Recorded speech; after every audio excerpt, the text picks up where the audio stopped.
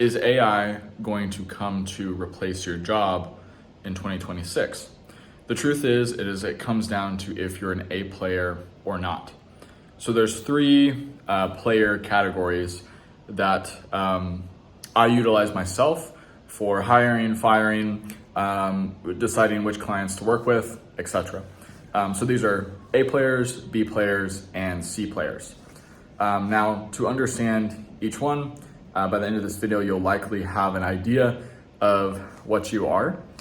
So, player C players, lowest tier that can be. These are the people that are a pain to work with. AI has already replaced them for the most part. So this is very simple, low-level task, but really for the most part, C players are people that you just can't stand to work with. They're low energy. They can never think of any new ideas. They also can't think for themselves, so they have to come to you with like 26 different questions that could have been answered by Google or AI, and therefore they need to be cut out of your team if not already. So these are the people that ask you the questions, like I said, that they could just go to Google with. They never actually get anything done. They never come up with any new ideas, and they just become a burden. No matter how much you train them, no matter how much you explain certain processes, they just don't get it and they underperform. So cut those people as fast as possible. Now, B players are people that you can, or clients, keep this in mind, like you want to be thinking of your clients like this as well. B players are people that you can give them a list of tasks, SOP documents, Loom videos, and you have to spell this stuff out crystal clear for them. You can't just leave it up to chance of, oh, they'll figure it out, or they're smart enough to get it done. B players are pretty good at tasks. They can, if you give them a list of 50 tasks of we need this done, or you explain to them in an SOP document your exact process for doing something, for the most part, as long as they don't run into roadblocks or things they might have more nuanced questions on, they're fine with that. But with the rise of AI, task automation, B players are now getting wiped out. And a lot of B players, if you're watching this, are scared. Because no longer is it good enough to just be somebody that is good at filling out a spreadsheet, or somebody that can complete a task, or somebody that's a suck up to their boss and can just, they'll, yes, boss, I did the 50 tasks, but they can't come up with any new angles or new ideas or ways to strategically think like somebody on a battlefield about how to take a company to market, or how to pivot the marketing strategy, or whatever it may be. They can just sit there and knock out the task. And AI has come along and it started to replace those people. So even in our own company, we only take on A players both as team members and as clients, because we just have AI do a good chunk of the repetitive work. Now, when people hear this, they're like, oh, that's not good to hear. But why would you want your business development firm that you hire to be sitting in spreadsheets all day, just worrying about filling out cells and filling out data, when AI can do it twice as fast? We can direct the ship from a much higher level and drive results for our clients. That's what the best people do. B players are focused on how many hours does it take. That they're focused on, oh, I worked so hard on this and I spent 50 hours. Well, you could have just got it done in, a quarter of the time and got 2x the results. But you didn't, because you're focused more on busy work, and you were raised to, think as long as you were a taskmaster per se, that quality was good. It's not necessarily a bad quality. It's good to have good work ethic.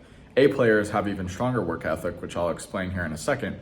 But your B players are the taskmasters that should be either integrated with AI, like managing the system with AI and systems. And our business development firm, by Q1 of 2026, is going to be fully AI enabled, so 24/7 reply handling, Airtables, Clay, all that good stuff, because that allows us at a higher level to direct the ship for clients and not only get to market faster, increase revenues faster, but we can come up with new angles and test much faster compared to the traditional people that are still going to be stuck in spreadsheets all day with their team members. So that is a B player, and that is who is the most scared with the rise and adoption of AI systems.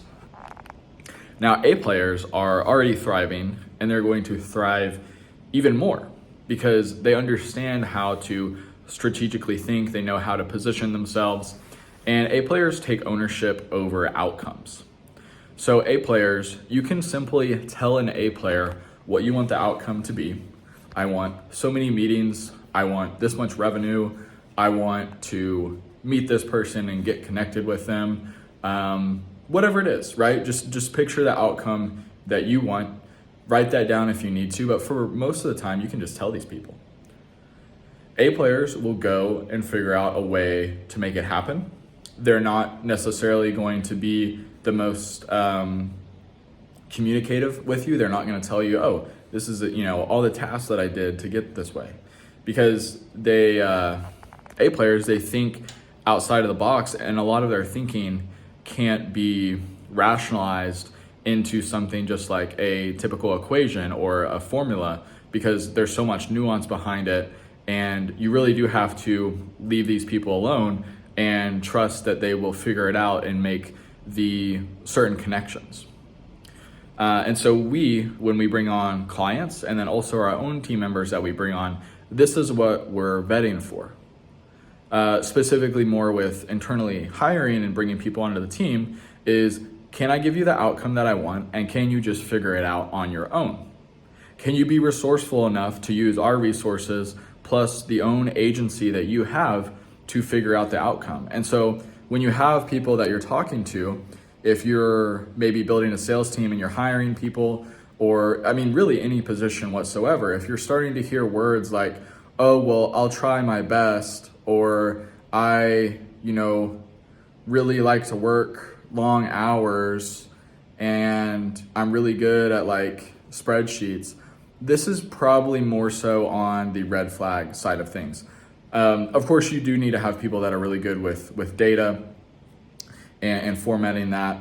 But if you are hiring for some type of strategic consultant that can steer the ship at a high level, and not only get you just lucky results day one, but you're looking for somebody that can really drive and make pivots, you should be looking for an A player. And A players are who are going to thrive going into 2026. The middle level tier people of B level talent, and even like I said, C level talent has already been eradicated. So that's why when you go and you look at these companies that are underperforming, it's typically a lot of B performers that can just fly under the radar, because they fly under the radar from different tasks and just basically focusing on being busy rather than driving an impact. You want to have A players that maybe you don't hear from them for 2 weeks, but they can suddenly pop up after 14 days of not hearing them and be like, oh yeah, I have 40 deals ready to close for you guys.